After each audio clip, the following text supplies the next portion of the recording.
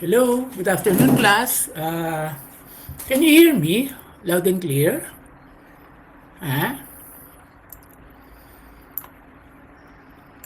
Okay, so can you hear me loud and clear, class? Yes, okay, sige, thank you. Thank you, Faith, Pauline, Arwin, George. Yes, thank you very much. Sige, let's proceed. Sorry for the delay. Uh, for today, no, uh, nagbigay na ako ng I've given you the advanced copy because when I was trying to dry run the presentation in a PowerPoint format, there are some slides that was lacking, no? But I uploaded the PDF version. It seems it is more complete, so I'll just use the PDF version in the presentation. But nevertheless, you have your advanced copy naman. So if there would be some parang gaps, no, gaps between the presentation that I'm using in the class in platform, so we will just refer to the the presentation that I have given you sa ating GC, or magbubukas din ako pero it seems parang walang problema nung ginamit ko yung PDF. Okay, so for today class, no, we will talk about the age of regionalism. No, bakit ito mas nangyayari ngayon, no, sa panahon ng in the times of the globalized world is becoming faster and faster, and it seems there's no stopping, no, the integration of the economy, political and cultural, aspect of the world. But as it goes fast and fast and integrating more, there is one aspect of ika nga is parang another form or another system is emerging, no? It is the what you call the regionalism or the regionalization of trade, of course, trade, market, culture also, and even politics.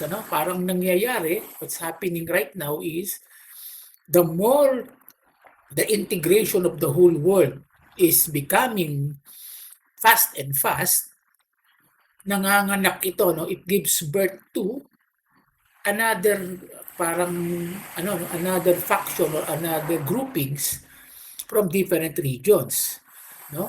And also, if you will take a look, which I have presented last time, no, when you talk about regionalization, it is the groupings of nations belonging to a certain area, but there is also some semblance of regionalism which is being formed not on the merit of geographical setting, but also more so on the setup of economic and political influence, no? Just like what I discussed previously, the emergence of the BRICS nation, Brazil, Russia, India, China, and South Africa. But it is still, we can consider this also as sort of regionalism on the context of it is becoming a bloc, diba, to protect its own interest when it comes to trade, market, and even financial, political, or cultural influence in the world. Okay? So we will talk about it, but at least our learning outcomes for today is we could have differentiate between regionalization and globalization, which we have already discussed, or we have previously discussed when it comes to our previous topic of the global north and the global south.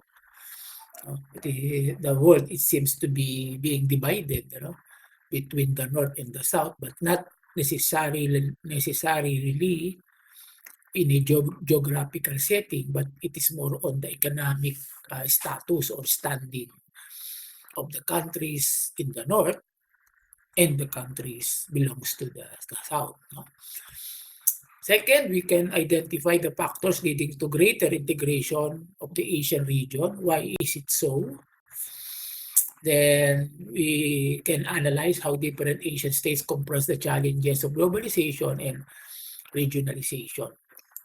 But class, in order to understand it more, siguro magkaroon lang tayo ng para mas better understanding kasi, no? In summary, 'di ba, when you talk about globalization, class, sige, let's get the fundamentals kasi as I had said, no, in the beginning of our class, it is very, very important that we understand the fundamentals of globalization, and from there, it is easy for each and every one of us to navigate any topic when it comes to understanding deeper or understanding more about globalization. No? We must know the fundamentals. O sige class, so when you talk about globalization, di ba? We are talking about the integration of nations, di ba?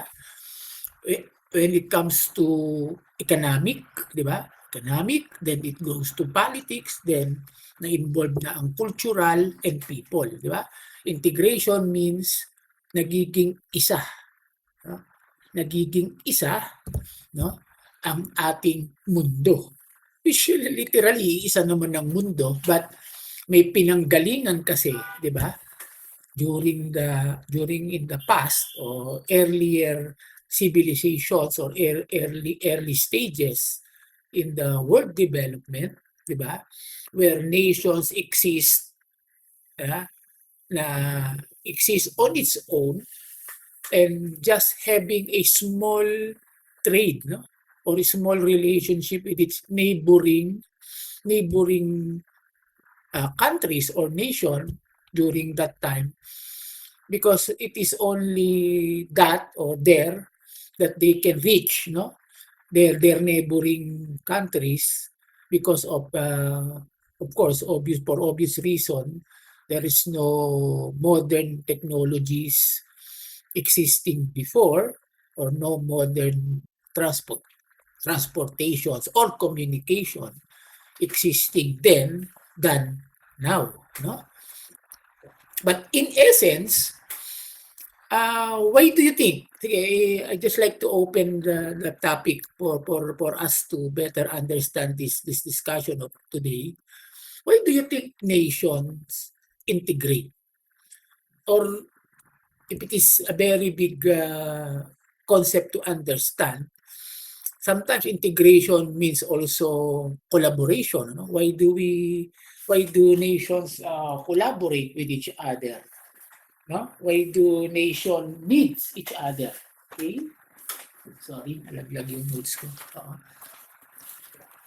So bakit? No? Even in a small perspective, no? Why do people, barangay, even in the barangay level, why do barangay integrate with each other? Why do people integrate with each other?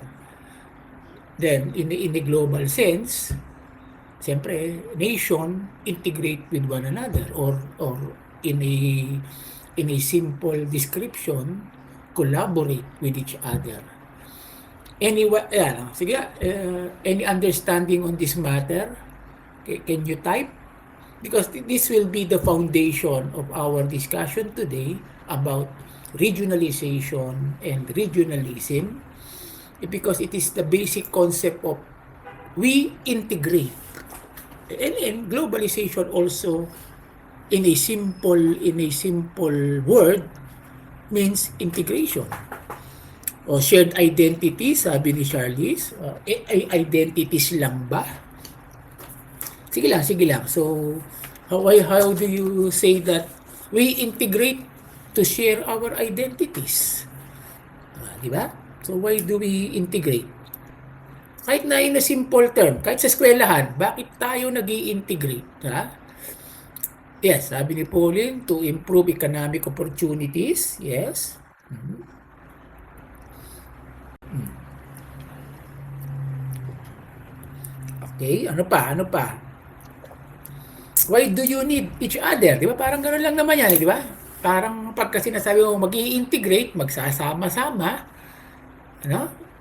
We need to integrate, we need to collaborate, we need to be in each other, no? You can use different terms, ano? You can use different framework, di ba? Even in a psychology point of view, we need to interact with people, di ba? We need to what? To be with other people. You can also use the term no person is an island because yan, sabi ni Charles, to shared identities. Anyway, that's correct, but not just identities. Sabi ni Pauline is to improve economic opportunities.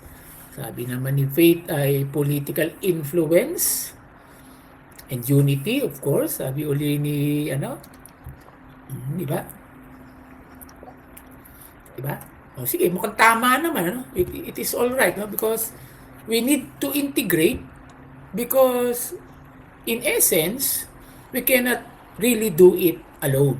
Di ba? In a simple definition or in a simple explanation, we need to integrate or we need to collaborate or we need to be with one another because as the saying goes, di ba? Matagal nyo namang naririnig na ito, di ba? No person or no man is an island because no one can exist, di ba? By its own. So we need to integrate and integration happens, di ba? Long before, di ba? As time can remember. Medyo mabagal lang noon, no? It is very very much slower before because of the lack of modern way or modern methods, di ba, to integrate fast. But even before the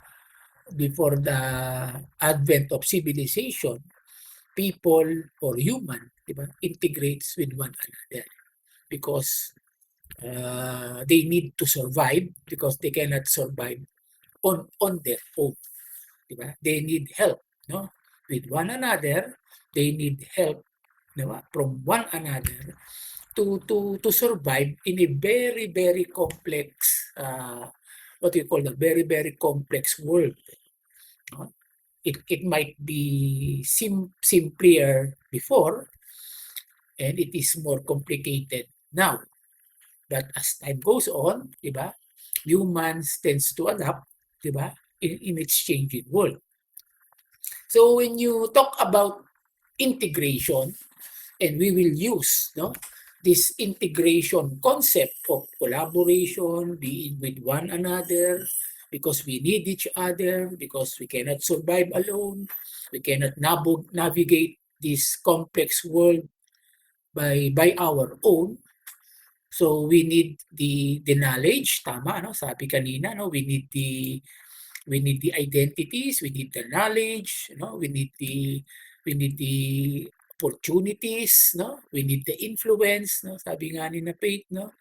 Of each and everyone existing, 'di ba? Or in our surroundings, 'di ba? For us to carry one another, 'di ba? Yung buhatin natin ang isa't isa in order for each and every one of us to advance. I think even if we will look at it in a broader sense, 'di ba? Nations integrate also because of the same very very common reason of we need each other, di ba? We need each other's technology, we need each other's capital, di ba? We need each other's labor, we need each other materials, di ba? We need each other technology, di ba? For each and every one of us to advance. And when we talk about to advance, no, it is not a simple word of paano ba, no? How do you describe class in order for each and every one of us to advance, or to develop any ano nga, sige yan, at least yung mga fundamental kasi it all will boils down to the concept of globalization, wherein there is an integration of economy, political, and people, 'di ba? With the promise of, 'di ba, advancement, development, 'di ba, of each and every, 'di ba, each and every citizens of the world. But as we have discussed, 'di ba, as we have discussed earlier, 'di ba, but it seems there are some challenges, 'di ba, facing this concept of integration for advancement, because as we have learned, rich nations almost dominates the decision making. They have the advantage, and poor nation or in the middle nations are the one being exploited, 'di ba, for the benefit of the rich nation. So on that note, 'di ba, on that note or on that result that's happening in this integration based on globalization, 'di ba, it gives birth to yan, regionalization. And sometimes, no, I don't know if this from regionalization, it will go back to, 'di ba, nationalization or nationalism, which will go back to protectionism, no? If you will observe, 'di ba, what is happening in the US right now, 'di ba? The policy of President Trump of Make America Great Again, the MAGA concept, is going back to protectionism, di ba? It seems, or it is a combination of protectionism, but at the same time, world control. I don't know, or I do not believe Trump will just be looking for protecting the greatness of America, and by nationalization or protectionism economic policy, but I think he will combine it with protecting American economy, but also at the same time dominating the world market. But what I'm trying to say is, based on our topic this afternoon, is from the concept of globalization, of integrating, diba, the whole world into one market, one trade, one capital, one source of materials, labor, production, and market. In the end, it now giving birth to, diba, regionalization, regionalism, and I don't know if later on it will give birth to, diba, nationalization or protectionism. Babalik ba tayo sa dati? So yun ang isang maganda. So but right now, no data shows, no, that we are getting back to nationalization or protectionism, but some are now developing, at least at the very least, is regional protectionism. So there goes our topic for today about the age of regionalism, or navigating globalization's countercurrent.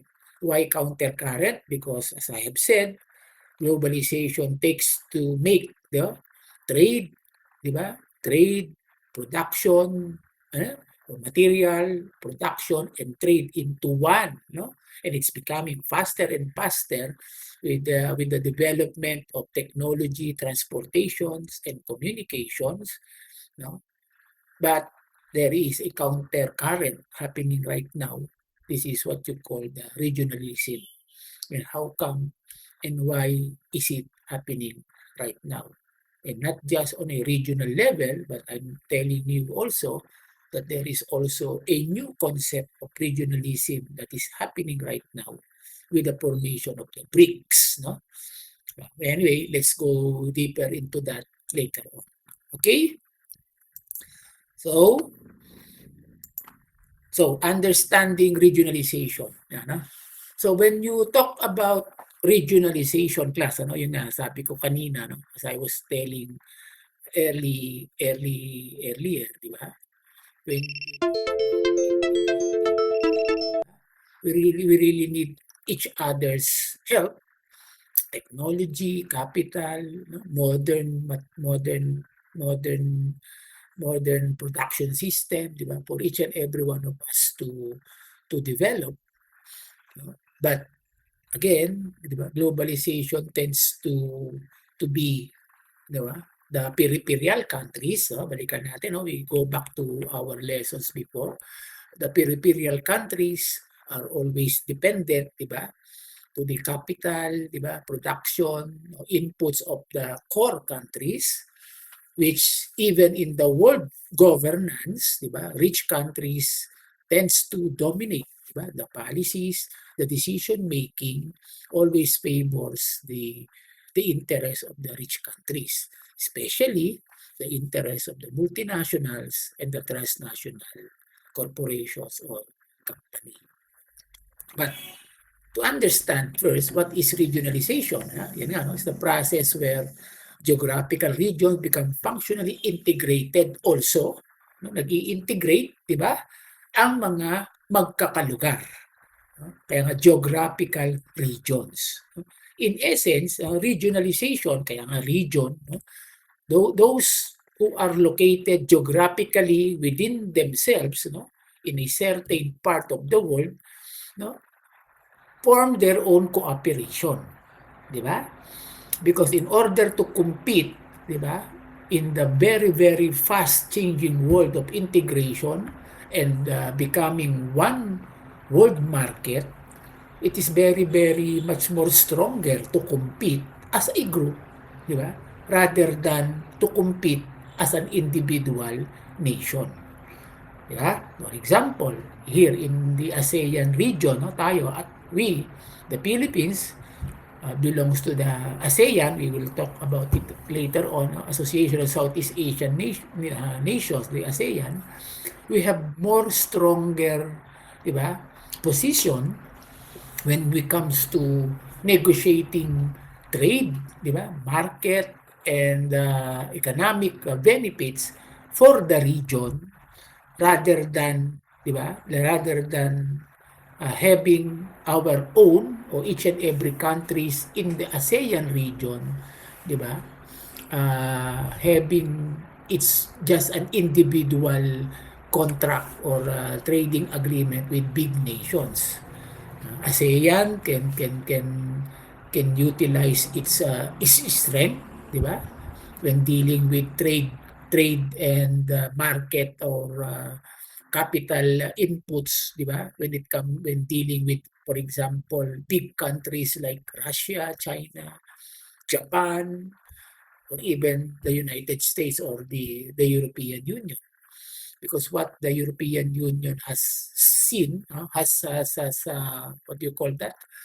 What the European Union has given as an example now is the European Union is a very, very strong, no, regional formation now, and also with the formation of one single currency, di ba? The European Union is a very, very big and powerful trading bloc right now in the whole world.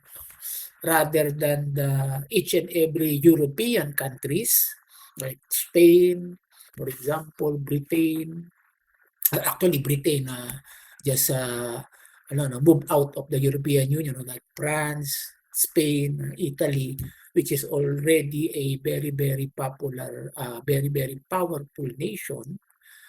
Still, they bind each other also, diba, to form their own bloc, diba, in order for the whole nations of Europe, diba, can compete, can trade, diba, in any parts of the world, diba?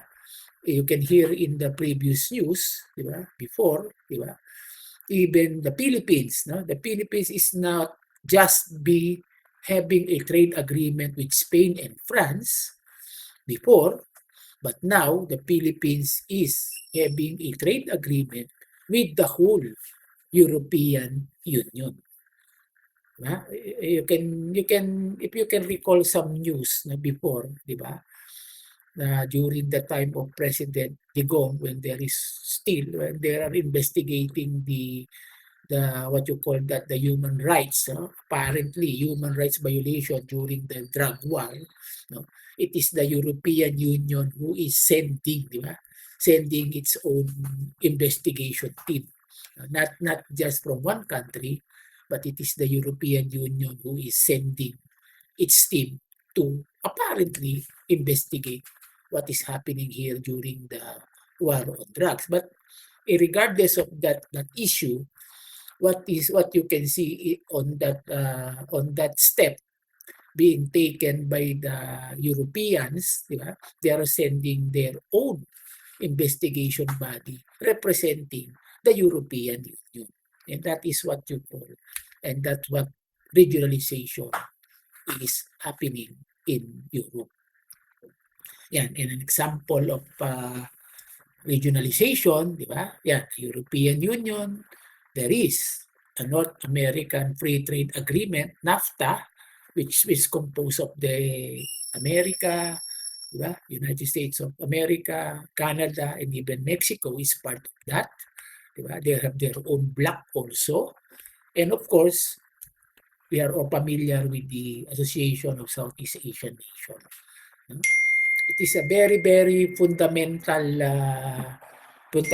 step, diba, being taken by different nations, diba, to strengthen their position when it comes to negotiation, when it comes to trade, diba, trade and other economic positioning in the whole world. But later on, hindi na lang siya economic, no? Because from the economic, it all started with economic trade. Then there comes the political adjustment, di ba? Then comes the security adjustment, and later on, it will all boils down also to military unity. Di ba? In Europe, there is also already happening there what you call the NATO, di ba? The North Atlantic Treaty Organization. It is becoming a European Union military bloc also. So, gano'n na nangyayari, di ba? Kaya mapapansin nyo, di ba? In a globalized world, we are becoming one, but in order magkaroon ng power shifting also in the global arena, nagkakaroon ng mga blocks. And that is what you call regionalization. Okay? O nakuha nyo? Importante yung concept na yun na maunawaan. Okay, so regionalization versus globalization, no? Pinag-iba natin, pero sa totoo lang, wala naman siyang masyadong pagkakaiba. No? Globalization promotes economic integration across states, di ba? Across states and borders, allowing trade and other other transactions in a free market, di ba? And when we talk about having a free market, nawawala na ang border, di ba? Nagiging borderless na ang buong mundo. Di ba? Meron ng free flow of capital, meron ng free flow of technology, meron ng free flow of investment, di ba? And even free flow of people, no? Nabanggit naman siya kanina, at dahil nga merong free flow of people, they're also becoming a cultural, di ba, integration. So when you talk about understanding regionalization vis-a-vis globalization, regionalization is nagkakampo, no? Creating your own, concentrating your own economic integration, di ba, in a specific region.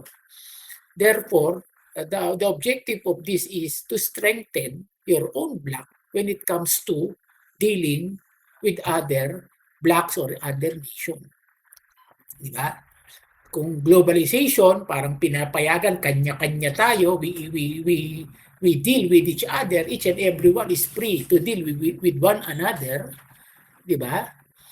But as we have said, diba, the challenges facing the globalization concept, because small nations cannot compete, cannot have a fair, 'di ba, trade agreement with big nations, 'di ba? Kaya nagkaroon ng mga regionalization. Nag-block-block naman sila, 'di ba, para magkaroon sila ng mas malaking power to negotiate. Okay? So gano'n naman ang nangyari, 'di ba? So yan, so regionalization may not allow. Sabi naman sa isang presentation na nakita natin o nasa libro natin, pwede rin kasi ang regionalization ay i-block niya, no? I-block niya yung pagpasok at paglabas din, 'di ba, ng anumang meron tayo sa ating region and confine it into our own region, thereby strengthening our own, 'di ba, our own, what you call that, 'di ba, positioning in the world market, 'di ba? Para makapag-compete tayo sa international market. Nakuha nyo, class, 'di ba? Na parang globalization opens, 'di ba, the barrier, but dahil hindi makapag-compete equally ang mga maliliit na bansa o yung mga pwede nating sabihin mostly, 'di ba, the nations in the global south, so they it gives birth to regionalization, wherein they try to concentrate, 'di ba, their own capacity on their own, to develop their own capacity, and maybe also to protect, their own place, 'di ba, in the world market. So you can deal as a region, or we can also, 'di ba, have our own regional market integration. That's what's happening right now in the ASEAN, ano? Mas ito yung model na kaya nating tignan.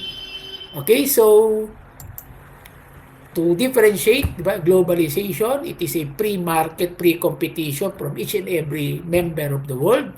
But regionalization tends to concentrate, economic flow within a specific region with the objective of strengthening its own regional economy, and of course, strengthening its own capacity to face international competition or international trade. So pwede din naman niyang buksan ang kanyang region, or pwede din niyang isara ang kanyang region if it wants to, di ba? In order for it to protect, di ba? To protect, to strengthen, and to have more voice or power when it comes to international competition or international trade. Okay? Next, so yan. So when you talk about regionalization versus globalization, ayan, medyo in a point by point, di ba? When you say regionalization, economic cooperation within the region, while globalization is economic interaction or integration. Everyone is free to interact with one another, but regionalization is strengthening its own positioning. Di ba?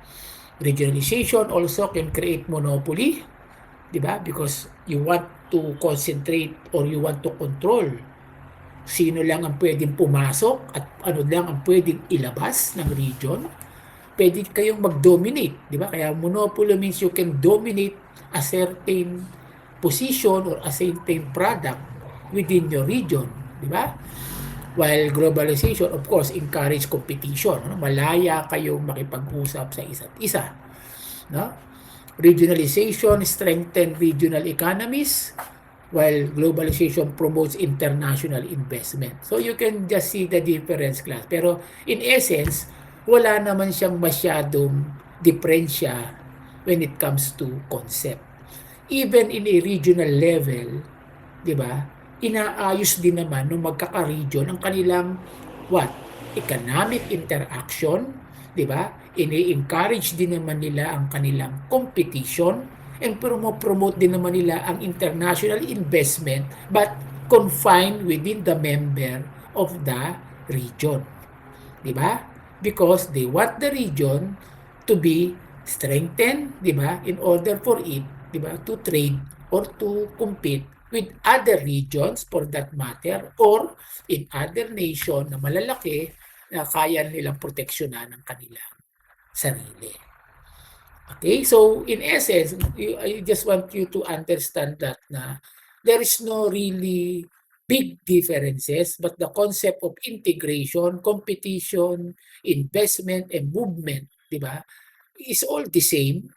But the only difference is globalization applies it to the whole world, while regionalization applies it on their own territory or geographical setting only. But as I've said, class, there is also a new concept of regionalization, quote unquote, emerging right now with the formation of the BRICS bloc. Diba?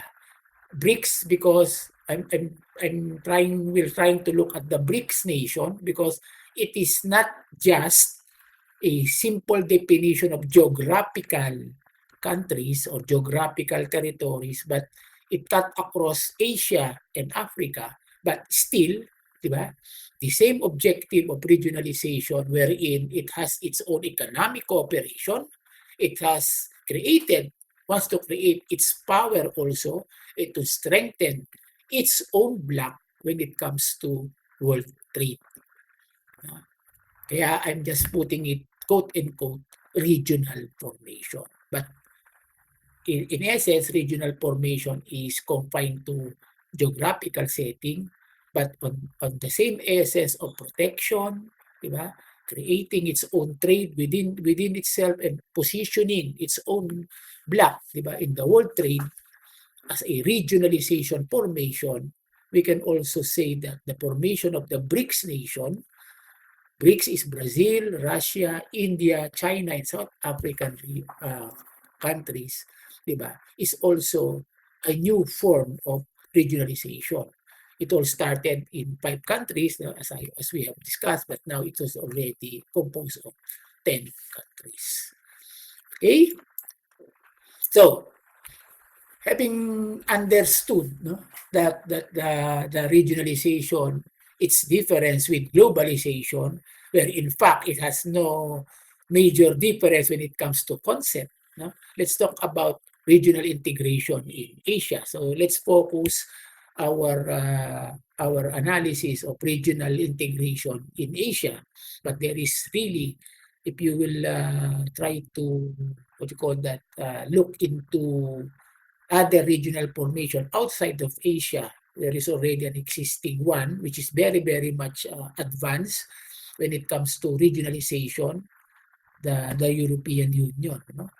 Why is it more advanced? Because other than it has its own integration of economy, it has already developed into a full integration, but not just full, but more advanced integration of its economy by having its own one singular currency, which is the euro.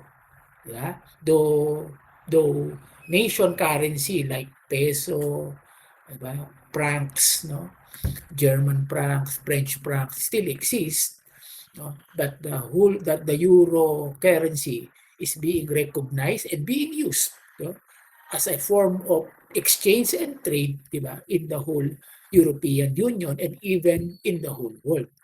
It now competes the US dollar when it comes to world currency. And that's what BRICS is also trying to do right now, diba? Na they can develop and it can be recognized also their own set of currency. Okay, so let's look at the regional integration in Asia. Okay, so when it comes to regional integration in Asia, diba, it is a regional integration where, again, as we have said, when you talk about regional integration, it is countries to cooperate, to overcome trade barriers, diba, and manage shared resources. So just like in any other formation, diba, when you integrate with one another, diba, you are cooperating, diba, you are protecting, diba, and you are managing your own selves or your own resources or your own position in the global market, diba? So what are the factors that's driving Asian integration? One is the economic integration, ano? So, Asian economies, di ba? We have our own characteristics, di ba? We have our own products, no? We have some raw materials that are only existing, di ba, in the Asian region, di ba? Of course, there are also raw materials that is existing in the Central Asia or in the European area, but in particular, we also have our own materials, no? We have our also our own uh, what you call that raw materials, existing here, own minerals, which is very very abundant in the Asian region. So by integrating our own economy in the Asian side, di ba? We are also having our own position, di ba, when it comes to, di ba, developing our own products. Di ba? So we can protect that, no? Ano ba ang mga, if you look into it, ano ba ang mga parang mga raw materials at mga product na prevalent, di ba? Dito sa Asia, which we can use in the world trade, di ba? Ano yan, marami dito, di ba? Marami tayo, mga rice, di ba? Mga spices, di ba? And even the abundance of coal, gold, and other minerals na nagagamit, di ba? Sa mga modern production. So, ito ang mga dahilan bakit kailangan din natin magsama-sama at maproteksyonan ang ating sarili dito. Okay? Another thing is the political integration.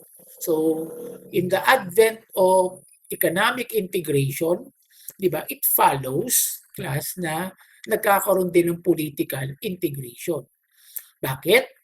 Kasi, why? Because when you're having your own sets or rules, di ba, of trade among yourselves, di ba, it develops some formal rules. Di ba? Magde-develop yun sa ganun. Nagkakaroon tayo ng sarili nating mga kasunduan, nagkakaroon tayo ng sarili nating mga norms, at nagkakaroon tayo ng sarili nating mga policies. And these policies, processes, and norms that are being developed because of our economic integrations are being transformed into laws. Laws and agreements among nations in the region. So nagiging binding later on. Diba? O halimbawa, for example, to give you an example on that in our region, diba? In the ASEAN region, diba? When it becomes prevalent na, no? It becomes very, very fast na ang integration ng ating ekonomiya wherein trade, diba? Trade is becoming fast and fast among Southeast Asian nations, diba? In order for it to fulfill, diba? Para mabilis din ang travel, no, ng mga materyales at ng mga tao, di ba?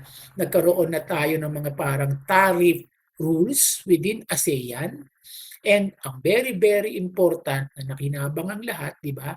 Within the ASEAN region, wala na tayong visa. Kaya para pati mga tao mabilis na ring makakagalaw, hindi ba, sa ating rehiyon. That is what you call the political integration also. Di ba? Kahit sabihin mo, ay ano naman eh. Pero nevertheless, di ba?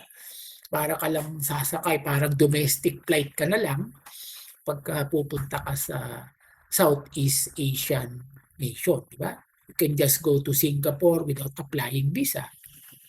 You will be given, I think, among Southeast Asian nations, di ba? We will be given a free entry of 30 days, di ba? In every nation, di ba? Forming the ASEAN nation. Pupunta kang Singapore, you can stay there for 30 days. And even a Singaporean can just ride a plane and enter the Philippines, and he can stay here for 30 days without any problem facing the immigration. But of course, there is still a rule, an agreement that once you have consumed your 30 days stay here, you need to apply for an extension, or you have to leave. But for now, it states that all citizens of the ASEAN region, diba, can just travel free of visa from each and every nation forming the Southeast Asian region, diba? And you can stay for about 30 days. Diba? So yun, so nagkakaroon din ito ng political aspect, diba? Then third, diba, it will also develop into a single market na, no? Can lead to a common market and even shared currency. Ito pa ang hindi nangyayari sa ASEAN, which I'm trying to say earlier, that ito nangyari na sa European Union. Sa European Union, di ba, nagkaroon na ng economic integration, meron na rin silang visa-free sa buong Europe, di ba? Kaya nga minsan, pag tayo, kung medyo soswertihin tayo, naka-apply ka ng Schengen visa, di ba? Pupunta ka ng Paris, nag-apply ka ng Schengen visa sa Paris, sa France Embassy, which luckily nag-grant tayo, di ba? Pupunta ka ng Paris, then from Paris and any, di ba, member of the European Union, you will only use your Schengen visa and you will be allowed to enter any country, di ba? Any country that is a member of the European Union. Diba? So naging political na din ang integration nila. And number 3, liban sa single market na sila, di ba? And one characteristic of a single market is you can also use one single currency, di ba?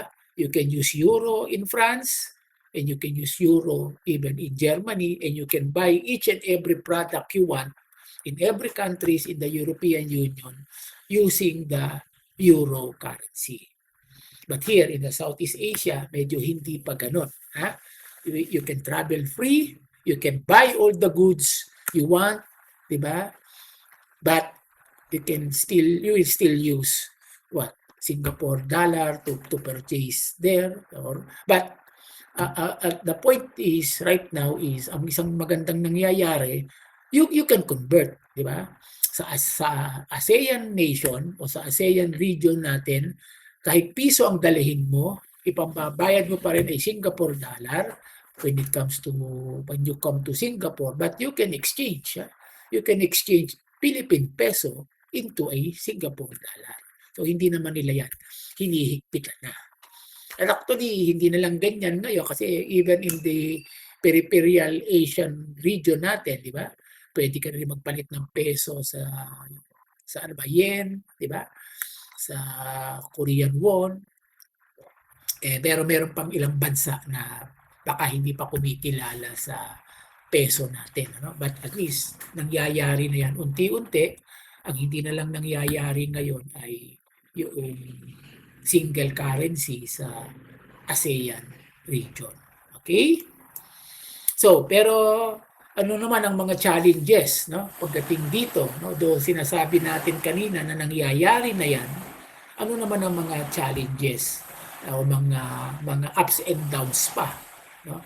Na pumipigil o nagpapabagal, no? When it comes to full economic integration in the Asian region. One, sabi nila yung economic disparities. Anong ibig sabihin ito? Kasi may mga mayayaman at meron pa din namang medyo low income dito sa Asian region. Unlike in Europe kasi almost equal na ang kanilang mga economic status ng mga bansa doon. So they can trade equally. Dito sa Asian region medyo hindi pa. Kasi meron pa din ditong mayayamang bansa sa Asia at meron din namang mga mabababang bansa pa sa Asia. Yeah, to give an example, di ba? When you talk about Asian region, o hindi lang naman high income ang Singapore. Tingin ko, bahagi ngayon ng Asian region, ang Japan and South Korea, di ba? Ay malalaking bansa na rin naman ito when it comes to economy. And of course, notwithstanding the power of China. Di ba? And Merong mga middle income. Sabi nga sa libro, Philippines at Indonesia belongs to the middle income. But again, dapat nandyan din ang Malaysia, di ba? Brunei is even much higher ang kanilang GDP kaysa Pilipinas. But nevertheless, sinasabi nila may mga middle income and meron din namang mga low income na mga member pa ng Asian region, kaya parang hirap pa, no?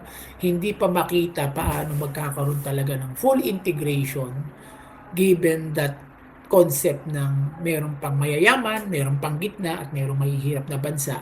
Paano talaga ito magiging isang, di ba? Integration na lamang, kasi paano nga ba magdi-deal, no, ang mga mayayamang bansa sa medyo low income na bansa, o yung mga low income na bansa makikipag-deal sa mga mayayaman na bansa. Ang ibig sabihin ba uli niyan ay maggugrupo-grupo na naman ang mga low income, maggugrupo-grupo na naman ang mga middle income for them to compete, di ba, sa mga big income o high income sa buong Asian region naman.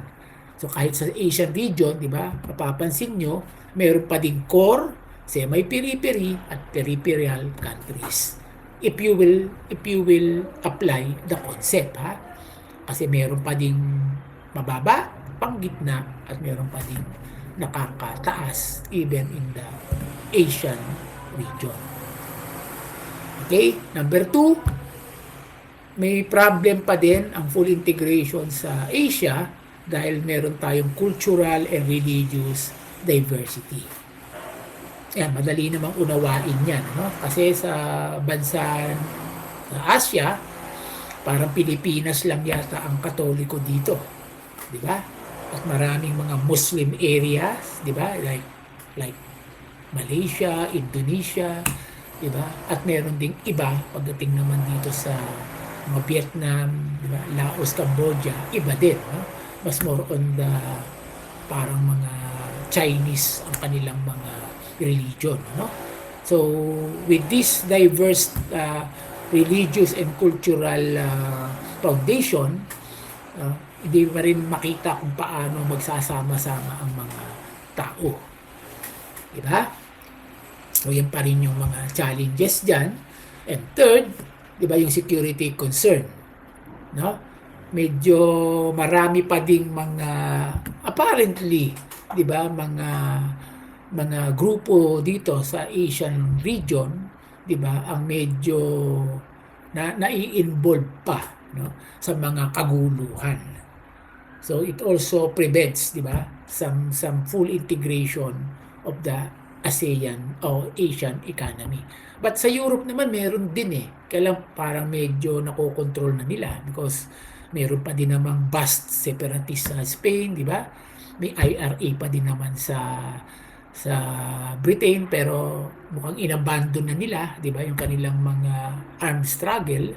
Mas more on nag-integrate na sila sa parliamentary system, kaya meron na rin talagang political integration para sa lahat doon, kasi mas maunlad ang semblance of democracy nila. Dito sa atin sa Asian region medyo atrasado pa, kaya hindi pa talaga magkaroon din ng full political integration and freedom dito sa Asian region, di ba? Want to give you an example, di ba? Sa Myanmar nga, di ba? Medyo hindi, not to criticize them, but in Myanmar there is a military rule, di ba?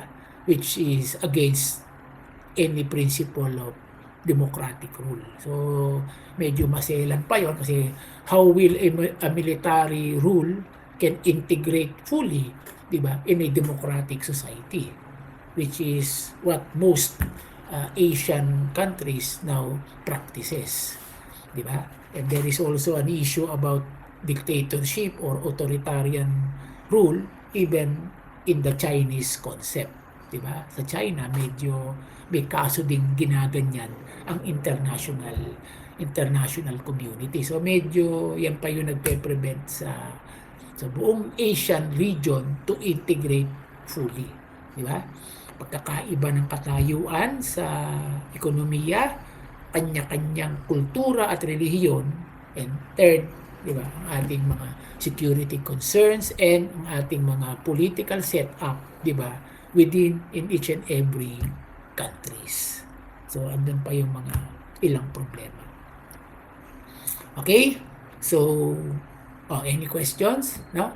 So kaya class, gusto ko lang makuha niyo yung ganung punto na ang nangyayari ay pinabibilis ng globalization ng integration, di ba? Pero nagbubunga naman ito ng regionalization.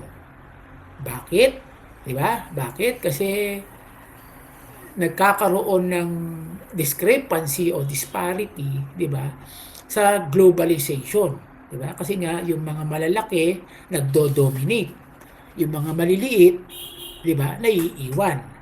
Though may promise of progress, sabi nga natin, di ba, na nakikinabang ang mga ibang bansa sa investment, di ba, transfer of technology, transfer of modern machineries, di ba, pero marami pa din ang naiiwan dahil napagsasamantalahan ng globalization, lalong-lalo na yung, di ba, mga mahihirap na bansa na dito na lang natatambak o dito kinukuha ang mga raw materials at cheap labor na mas malaki ang pakinabang ng mga malalaking bansa. So therefore, ang nangyayari, nagkakaroon ngayon ng regionalization, di ba? Nagkakaroon ng bloke sa mga region para proteksyonan ang kanilang mga sarili sa kanilang rehiyon, di ba? Para nga ma-prevent o makakumpit sa ganoong itinutulak ng globalization. Di ba? At mula doon, di ba, nagtatry silang sarili nilang trade, sarili nilang political setup, then later on, sana may sariling currency para isa na lang sila, di ba? At sila yung mag-isa o iisa na nakikipag-trade sa buong mundo o sa ibang bloke sa ibang parte ng mundo. But there are some challenges pa para ito ay maging full-blown integration. Di ba? At isa Asia. No? One is the economic disparity, cultural and religious diversity, and third is the security concern. Okay? So, ganyan pa ang mga nangyayari. Now, let's look at the more advanced integration in Asia, which is the Association of Southeast Asian Nations or the ASEAN. Baka ASEAN tayo ng ASEAN. Ayan. Ang ibig sabihin ng ASEAN is Association of Southeast Asian Nation. Okay, so ASEAN. So, dyan, part ang Pilipinas. And we have a classmate here, andito si Carmelinda. Of course, I always remember her name because he's from East Timor, na nandito na, naging bahagi na ng ASEAN ang East Timor, after nito magsisid sa Indonesia at na-recognize na siya as an independent nation. It applies now, it applies to be a member of the ASEAN, and now it becomes a member of the ASEAN nation na. Okay?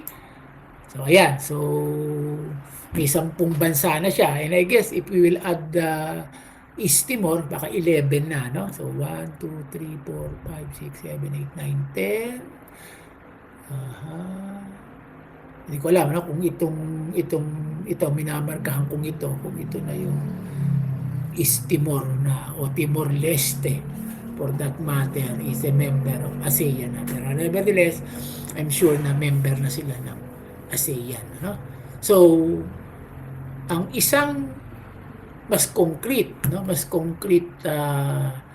example of Asian integration can be found in the Southeast Asian region, which is the ASEAN, which is what you call the Association of Southeast Asian Nations, because all of these 10 or 11 countries, for that matter, all belongs to geographically in the Southeast Asia, di ba? Southeast, o you call the Southeast Timog Silangan, We are in the Southeast region of the Asian region, So ASEAN was founded in August 1967. Then with the same concept of promoting its economic growth, social progress, and cultural development. No? And now, other than that prime objective, it is also entering into an objective of protecting, strengthening ASEAN position in the world market. So, ganun din, ano? So, dati, parang nagsama-sama lang, alagaan natin ang sarili natin. Then, with the fast development of globalization, di ba, the ASEAN region also transforming itself into a trading bloc. Okay, so ganun na din ang nangyayari, ano? But other than that, of course, it tends to accelerate economic growth, strengthen cultural ties because ASEAN people almost share the same culture and the same people with the Malay and Chinese origin, di ba? Papansin nyo naman yan, class, di ba? Pagka nakakasalubong tayo Malaysian, we come across an Indonesian, a Thai, di ba? We almost looks the same because of our Malay and Chinese origin. Okay? So, it strengthens our cultural tie and of course also maintain regional peace and stability.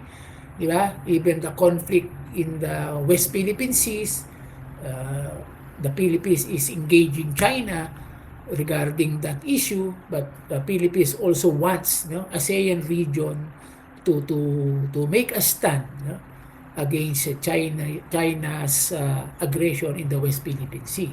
But it prevents a full what you call that unity when it comes to putting a political stand on the West Philippine Sea because some countries that belongs to the ASEAN also are claiming ownership also, di ba, in the West Philippine Sea. So medyo nagiging challenges din yan or hindrance din yan for the ASEAN countries to make a common stand against Chinese aggression in the West Philippine Sea. Pero nire-resolve naman yan. At least hindi naman nag-aaway-away at hindi naman kumbaga nagbabanggaan ang interest ng iba't ibang ASEAN nation when it comes to the West Philippine Seas.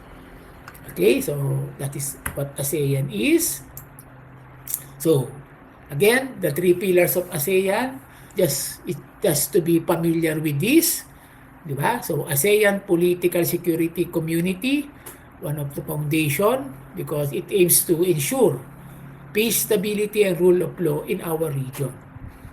Before the Chinese aggression, di ba? Masasabi nga natin, nare-resolve natin diplomatically any conflict arising when it comes to sea boundaries or territorial boundaries cutting across the West Philippine Sea.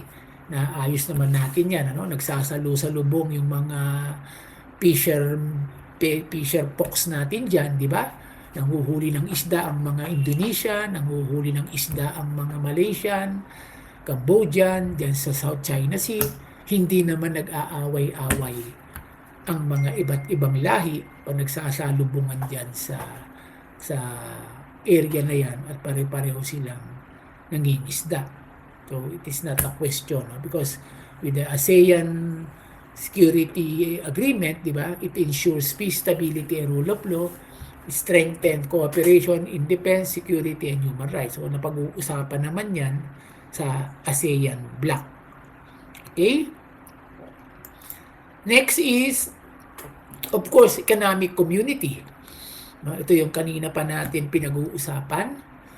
In the ASEAN region, di ba, we tried to establish our own single market, our own single trade, di ba?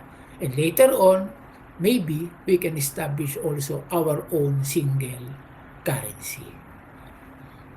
So ganyan ang dine-develop niyan. But the point is, ini-strengthen natin ang ating bloc. Okay?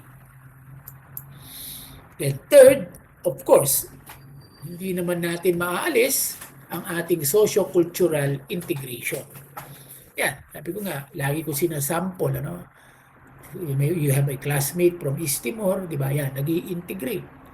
No? May mga kaklase tayo sa ibang universities, maaari, at least sa WCC, we have one, but in big universities, in the whole countries, di ba? You can come across different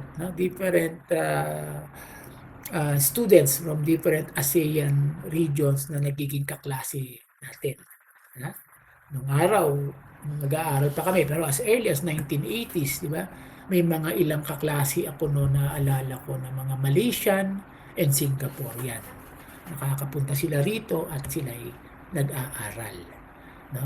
But other than that, of course, we also share, no? Different promotes other than cultural development, of course, environmental sustainability, di ba? And also sharing the same education, concept, health, and even disaster response. Nagpapalitan tayo. Kasi pare-pareho lang tayo ng culture, pare-pareho ng geography, at minsan pare-pareho namang tinatamaan din ng pare-parehong bagyo. So yun, kahit doon, nagkakaroon din talaga ng mga palitan, di ba? Ng mga pamamaraan when it comes to disaster response. Okay? Oh. Still, nakakasabay pa class, no? What I'm just trying to discuss here is for each and every one of us to understand, no? Just to understand the concept. Hindi ako masyadong nag-detail sa libro. Just to understand the concept of globalization, giving birth to regionalization, and that regionalization, an example of it is the Association of Southeast Asian Nation. No? Parang yan yung para makikita mo na bakit nangyari at ano ang patutunguhan para patibayin nila ang kanilang block o kanilang sarili when it comes to world trade. Okay, so yan, anyway, dinidiscuss lang natin yung mas kilala natin at mas kilala natin ang ASEAN region. So that's the three pillars of ASEAN when it was formed in 1967. And right now, di ba, ito naman yung mga key drivers, no, for a full ASEAN integration. So one is market-led process. Kaya yung buong ASEAN din, no? Buong ASEAN ang naglulure, di ba? Sa mga MNCs to, di ba, invest on us. And even MNCs within the ASEAN region are encouraged to invest in different ASEAN countries. Why? O sabi nga nila, kasi dito mababa pa ang labor, di ba? At pag meron ditong mga lumalaking mga investment, nagbo-boost din naman ang ating trade at yung ating region ay nagiging isang major trading block. Anong example niyan? Even in our own MNCs o multinational companies, di ba? Sa Pilipinas, ano yung multinational companies natin na pag sinabi kasi nating MNC, di ba? Nagtatayo ng branch, di ba? Sa ibang border. O TNC natin, di ba? Nagtatayo ng branch sa ibang border at doon, di ba? Nakikinabang ang development din ng bansang iyon, di ba? You can see Jollibee, di ba? Jollibee is a Filipino brand, di ba? Na meron ng mga branches na tinatayo sa mga ASEAN countries. Meron siya sa Singapore, I think meron na rin sa Vietnam, di ba? Meron na rin sa Malaysia. So, ganyan, no? At kaya nagkakaroon na rin yan ng ganyang, ano. And you can also see other MNCs sa ibang bansa, sa Singapore, na nagtatayo na rin ng branches or subsidiary nila dito sa Pilipinas, di ba? Yung BreadTalk, no? Masasabi nyo, yung BreadTalk na brand ng tinapay is a Singaporean-based company na meron na rito sa Pilipinas at nagpo-proliferate at umuunlad rin dito sa Pilipinas, and at the same time nakikita natin at natitikman natin ang mga produktong yun na originate from Singapore. So yun ang isang parang nagtutulak, di ba, dito sa ating more ASEAN integration pa. Then with that, nai-establish yung mga pre-trade agreements natin o pre-trade areas no? Just like what globalization is doing, nagkakaroon din tayo ng mga nawawala na rin ang trade barriers at mas maluwag, no? Mas maluwag na ang mga trading system sa ASEAN nations, di ba? And with that, it attracts, di ba, foreign direct investments. O kaya gumagaan ang trading system sa ASEAN, o nakaka-attract ito ng mga investors from Japan, di ba? Nakaka-attract ito ng investors from South Korea kasi meron na tayong isang magandang trading agreement and system, di ba, sa buong ASEAN. Di ba? And with that, nagkakaroon ng mga private investment, ito tinatawag na private-led processes, di ba? Kaya mapapansin nyo, ito medyo baka hindi kayo familiar, di ba? Kaya may mga nabubuong mga export processing, so mga EPSA. Baka hindi kayo masyadong familiar dito. Sa Mactan, meron yan. Sa Cavite, sa Baguio, meron yan. At hindi lang dito, may mga export processing zone din sa ibang bansa sa ASEAN. Kasi ito ang nagiging, di ba, outlet, no, ng foreign investment sa ating mga bansa. Mapapansin nyo, dyan sa Cavite, EPSA, ang marami dyan naka-invest ay mga garments na mga Korean ang may-ari. Ang dami nila dyan, no? At mapapansin nyo din, sa Mactan naman, di ba, nandiyan yung mga ilang garments na pag-aari ng mga TNC at MNC. No? Andiyan ang mga Adidas, di ba? Nandiyan yung Lululemon. Akala lang natin imported yan, pero nandiyan lang yan ginagawa sa ating mga export processing zone compounds. So ganyan, no? So with the ASEAN integration na inaayos na, 'di ba? Tayo malayang mag-trade sa isa't isa, lumuluwag ang movement, nagkakaroon ng agreement among Southeast Asian nations how to attract investment para sa development ng ating region, 'di ba? So ayun, nagkakaroon din ngayon ng attraction sa iba pang mga, 'di ba, foreign investors. And mula doon, di ba, medyo nakakapag-command. Hindi naman necessary dictate, but nakakapag-command ka ng ilang terms mo, di ba, when it comes to foreign investments. Di ba? At nakakapag-assert ka, no, ng ilang position mo when it comes to different trade agreements. Okay? So, ganun ang nangyayari. Okay, so sige, since we can continue the discussion tomorrow about the challenges, no? Mga 7 slide pa naman ito. But bukas natin ituloy. But I've given you an assignment, ano, bukas class, no? 1, paki-submit na yung ating pinapakolor ko sa inyo, no? Yung iba pwede namang kulayan siya manually. But some of you suggested digitally colored, so I'm expecting to be na may submit nyo na siya bukas. And number 2, di ba, may pinost na ako kanina para lang malinaw, no? I want the list of names na bukas, at baka bukas ko rin babanggitin yung parang quiz number 2 na natin, no? I want each and every one of you to group yourselves into 5 o 4 to 5 kasi 53 tayo no? Sa official list ko 53, pero hindi ko alam kung may nag-drop na dyan. Pero kung 53 tayo, so I'm expecting class na makakabuo tayo ng 10 grupo na tagli-5, di ba? Kasi 50 and 1 group of 3. Or pwede naman talagang 9 na grupo na tagli-5, yung 2 grupo tag-4, o merong 3 tiga-tigapat, etc. Pero basta maximum na yung 5 per group. And I will give tomorrow the quiz. At least ito group quiz na gagawin ng bawat grupo at isasubmit ito per group.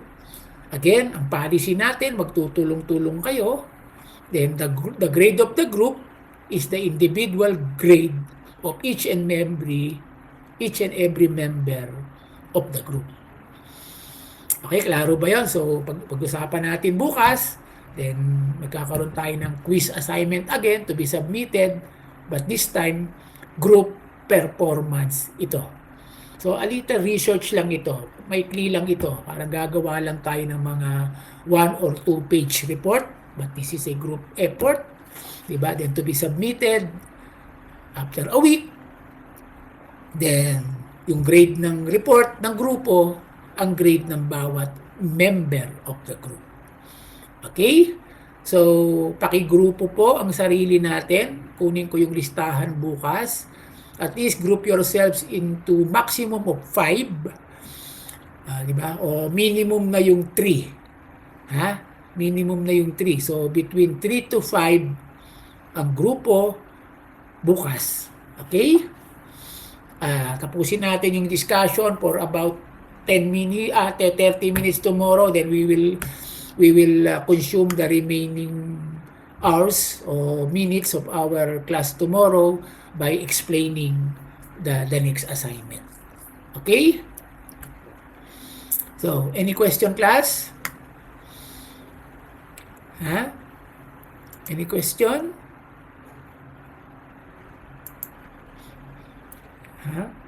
Sige, if none, so I will see you all again tomorrow for the continuation of challenges facing the regionalization and globalization. Then we will discuss the next assignment.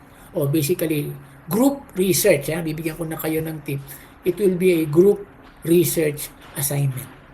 Ikli lang, mga 2-page na research lang ito. Kaya nga grupo para magtulong-tulong tayo. Okay? Sige, so with that, good afternoon once again, and I will see you all again tomorrow face-to-face. Sana hindi na lang uli mag-suspend ng klase. Okay? So with that, bye class. I see you all again tomorrow. Okay? Bye-bye, bye-bye, bye-bye. Ingat kayo, ingat kayo. Bye-bye, bye-bye.